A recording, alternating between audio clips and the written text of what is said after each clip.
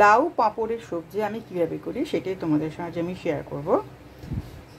এখানে নিয়ে নিয়েছি লাউ, খুব কচি লাউটা একদম টুকরো টুকরো করে কেটে নিয়েছি। আর এখানে নিয়েছি একটু ছোলাও দিয়ে দেবো সঙ্গে। আর পাঁপড়টা এখন আমি আনিনি, পরে আমি তোমাদের দেখাচ্ছি। পাঁপড় আমার সেঁকা থাকে, বক্সে রেখে দিয়েছি। আর তার জন্য আমি একটা পেস্ট করব। সেই পেস্টটা হচ্ছে, দেখো এখানে টমেটোর বীজটা বার করে দিয়েছি, নিয়ে নিই। আর দিয়েছি জিরে, কাঁচা লঙ্কা, কয়েকটা চিনেবাদাম,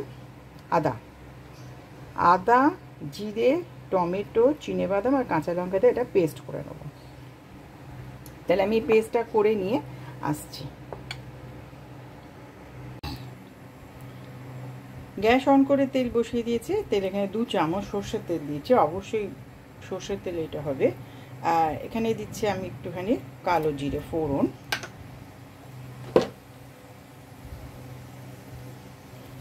তার সঙ্গে দিয়ে দিচ্ছি একটা পেঁয়াজ কুচি, ছোট ছোট করে কেটে নিয়েছি, একদম ছোট ছোট করে কেটে নিয়েছি পেঁয়াজ।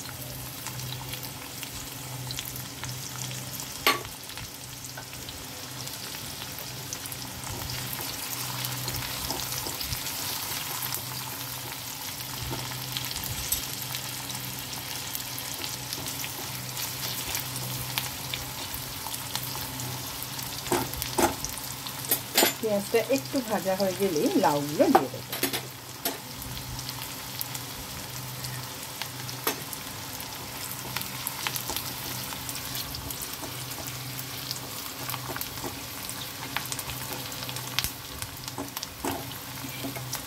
এবার আমি আস্তে আস্তে লাউগুলো দিয়ে দিচ্ছি এর উপরে।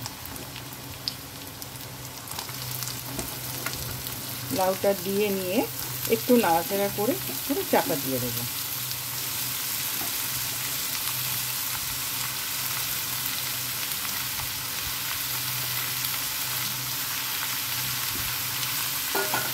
একদম কচি লাউ দিয়ে করো, ভীষণ ভালো টেস্ট হবে, অসাধারণ হয় এই পাঁপড় দিয়ে লাউ।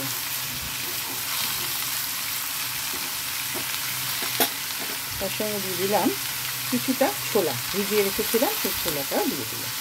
দিয়ে আমি এখন একটু চাপা দিয়ে রেখে দিই, তারপর আবার তোমাদেরকে আমি দেখাচ্ছি। চাপাটা সরিয়ে দিয়ে খুব ভালো করে ওপর নিচ করে নাড়িয়ে দিয়েছি। এবার আমি এতে দেবো নুন, পরিমাণ মতো নুন দিয়ে দিলাম। আর এইটা যেটা পেস্ট করেছি তার মধ্যে দেখো আমি একটু ধনে গুঁড়ো আর হলুদ গুঁড়ো দিয়ে দিয়েছি। টমেটো, আদা, কাঁচা লঙ্কা, জিরে, চিনেবাদাম সব দিয়ে পেস্ট করে এর সঙ্গে আমি ধনে গুঁড়ো আর হলুদটা দিয়ে দিয়েছি। এটা ধুয়ে একটু জল দিয়ে দেবো।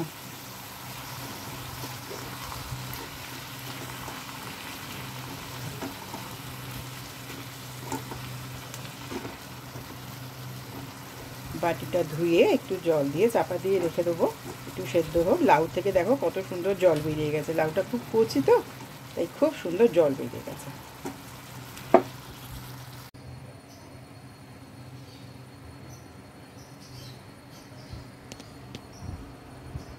লাউ পাঁপড়ের সবজি আমার রেডি হয়ে গেছে, আমি তোমাদের সার্ভ করে দেখিয়ে দিলাম। অসাধারণ টেস্ট হয়েছে, করো তোমরা। আর ওপর থেকে আমি একটু ধনে পাতা আর একটুখানি পাঁপড় ক্রাশ করে ওপর থেকে ছড়িয়ে দিয়েছি। ভীষণ টেস্টি হয়েছে এটা, রুটি, পরোটা, ভাত সবার সঙ্গে খুব ভালো লাগবে খেতে। আর যদি তোমরা আরেকটু গ্রেভি রাখতে চাও তাহলে আরেকটুখানি রেখো, আমি একটুখানি গা মাখা রাখলাম। এটা গরম ভাতে ভীষণ খেতে ভালো লাগবে। তাহলে অবশ্যই জানিও তোমাদের কেমন লেগেছে, আর আমার সঙ্গে থেকেও আর লাইক দিতে কিন্তু ভুলো না। আমার এই রেসিপিটা যদি ভালো লাগে তাহলে অবশ্যই আমার সঙ্গে থাকবে, আর তার সঙ্গে লাইক, শেয়ার, কমেন্টস ও সাবস্ক্রাইব করতে কিন্তু একদম ভুলবে না। আর বন্ধুদের সঙ্গে, ফ্যামিলি, ফ্রেন্ডের সঙ্গে অবশ্যই শেয়ার করো। তাহলে আজ এখানেই শেষ করছি, আবার একটা পরের ভিডিও নিয়ে আসবো। তোমরা সবাই খুব ভালো থেকো, নমস্কার।